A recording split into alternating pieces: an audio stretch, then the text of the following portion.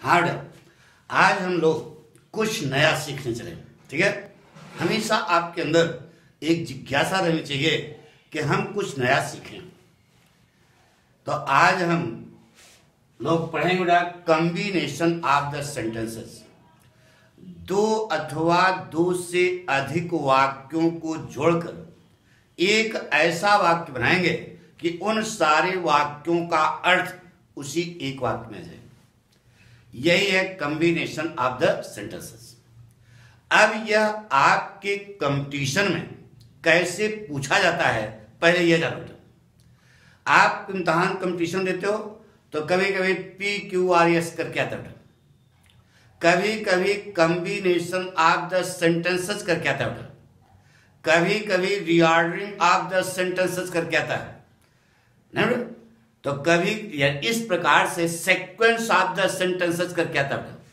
यानी कि यह उनके पूछने के क्या है तरीके। वह यह जानना चाहते हैं कि बच्चा बड़े से बड़े वाक्य को जोड़ करके उसका अर्थ समझ सकता है कि नहीं, यह उनकी भावना होती है। इसलिए ऐसी बात नहीं है, हर चीज व्याकरण जितना वो पूछते हैं कंपटीशन में वह सब व्याकरण पर डिपेंड है, इसके अलावा और कुछ भी नहीं। अब लड़का 4 सेंटेंस रट लिया तो सोचता है कि हम बहुत बड़े तोपची बन गए, हमको बहुत ज्ञान हो गया।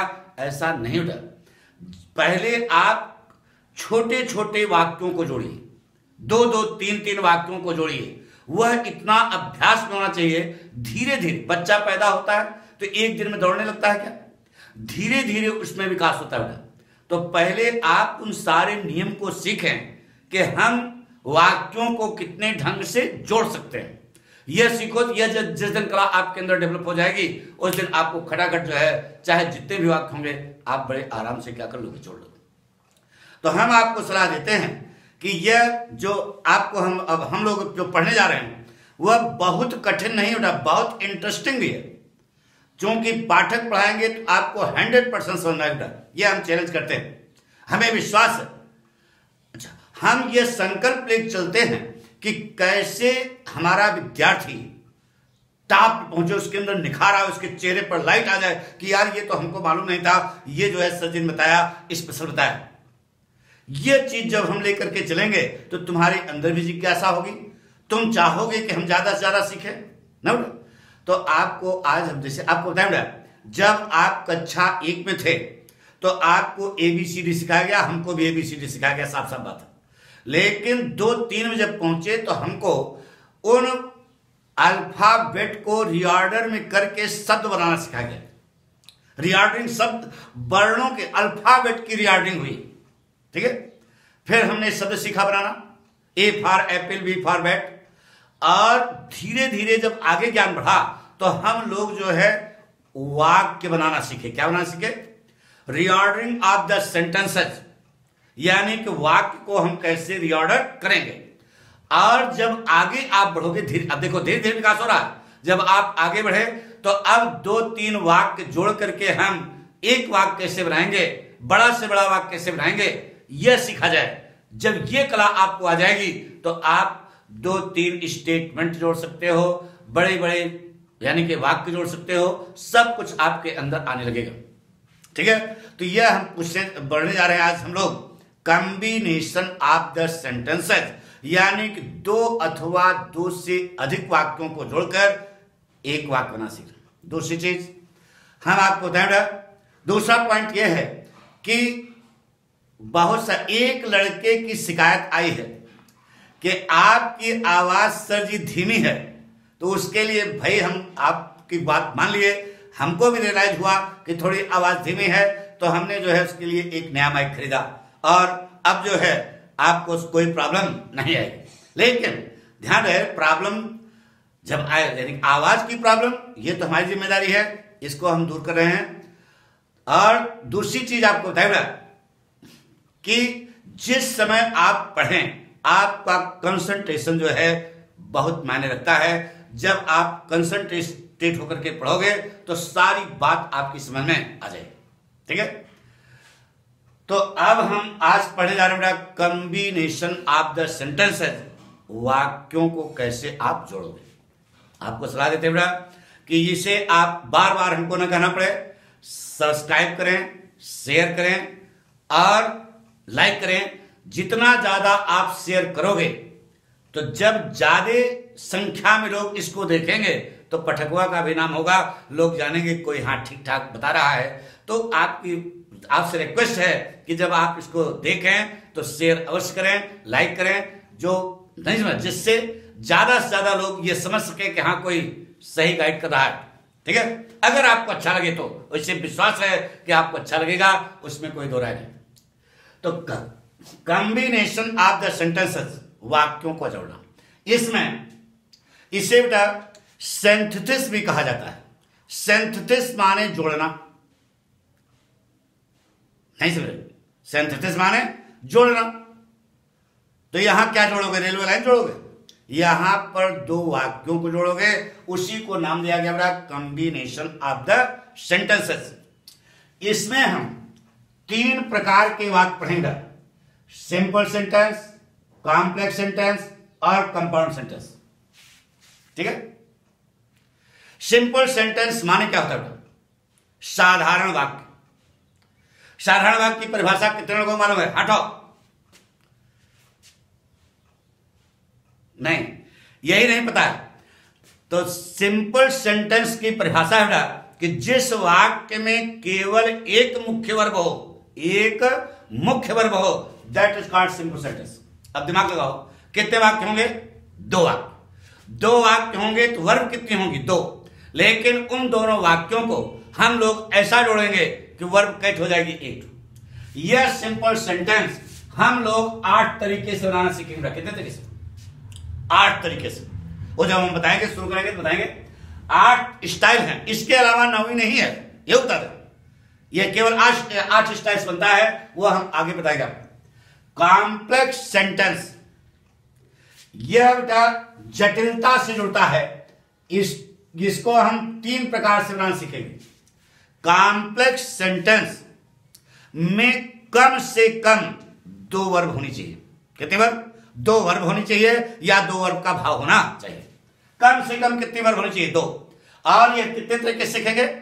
3 तरीके से सीखेंगे। 3 तरीके से, नाउन क्लॉज, एडजेक्टिव क्लॉज और एडवर्ब क्लॉज। इन 3 क्लॉजों से जिन 2 वाक्यों को हम कंबाइन करेंगे उसे हम कहते हैं क्या? Complex sentence. क्या कहते हैं बेटा? कॉम्प्लेक्स। बचा कंपाउंड सेंटेंस। कंपाउंड सेंटेंस माने क्या होता है बेटा? मिश्रित वाक्य, मिश्रण। नहीं समझे क्या कहा? चीनी और गेहूं दोनों मिला दो, मिश्रण बन गया। चलनी लेके चाल दो तो चीनी नीचे हो जाएगी, गेहूं पर हो जाएगी, यानी दोनों वाक्य अलग अलग हो जाएंगे। इसे हम कहते हैं कंपाउंड सेंटेंस।